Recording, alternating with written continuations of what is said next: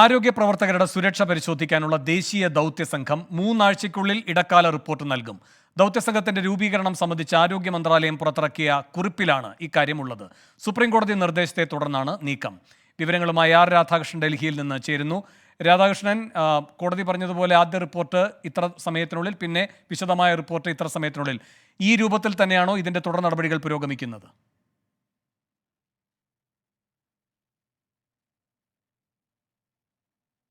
കാരണം വേണു, ഈ സമയപരിധിക്കുള്ളിൽ തന്നെ ഇക്കാര്യം അനുവർത്തിക്കേണ്ട ഒരു സാഹചര്യമാണ് കേന്ദ്രത്തെ സംബന്ധിച്ചുള്ളത്. കാരണം കേന്ദ്ര സർക്കാരിന് മുന്നിൽ സുപ്രീം കോടതി വളരെ കൃത്യമായിട്ട് ഒന്നിലധികം സംസ്ഥാനങ്ങൾ, പ്രത്യേകിച്ച് കേരളം, മഹാരാഷ്ട്ര, തെലങ്കാന അടക്കമുള്ള സംസ്ഥാനങ്ങളെ ചൂണ്ടിക്കാട്ടി അവിടെ ഉണ്ടായിട്ടുള്ള നിയമനിർമ്മാണം അടക്കമുള്ളവ വലിയ രീതിയിൽ ഫലപ്രദമാണ് എന്ന് തോന്നുന്ന വിധത്തിലാണ് സാഹചര്യം എന്ന രീതിയിൽ പരാമർശിച്ചുകൊണ്ടായിരുന്നു ഈ ദൗത്യ സംഘത്തെ രൂപീകരിക്കാനായിട്ടുള്ള തീരുമാനം പ്രഖ്യാപിച്ചത്. ആ ദൗത്യ സംഘത്തിന്റെ ഘടന സംബന്ധിച്ചും സുപ്രീം കോടതി തന്നെ മറ്റൊരു അവധിക്ക് മാറ്റിവെക്കാതെ ആ ഘട്ടത്തിൽ തന്നെ തീരുമാനം പ്രഖ്യാപിക്കുകയും ചെയ്തിരുന്നു. ഇത് കേന്ദ്ര സർക്കാരിന് മേൽ ഉണ്ടാക്കിയിരിക്കുന്ന സമ്മർദ്ദം വളരെ വലുതാണ്. ഇന്ന് കേസ് പരിഗണിക്കുന്ന കൂടി സാഹചര്യത്തിൽ ഈ ദൗത്യ സംഘത്തിന്റെ പ്രവർത്തനം സമയബന്ധിതമായിട്ട് പൂർത്തിയാക്കുക ഉറപ്പാക്കേണ്ടത് കേന്ദ്ര സർക്കാരിന്റെ ഒരു അനിവാര്യ ഘടകമായി മാറിയിരിക്കുന്ന ഒരു പശ്ചാത്തലത്തിലാണ് ഇത്തരത്തിലുള്ള ഒരു ഉത്തരവ് വന്നിരിക്കുന്നത്. അല്പസമയത്തിനകം ഈ കേസ് പരിഗണിക്കുന്ന ഘട്ടത്തിൽ ഈ വിവരം സോളിസിറ്റർ ജനറൽ സുപ്രീം കോടതിയെ അറിയിക്കും.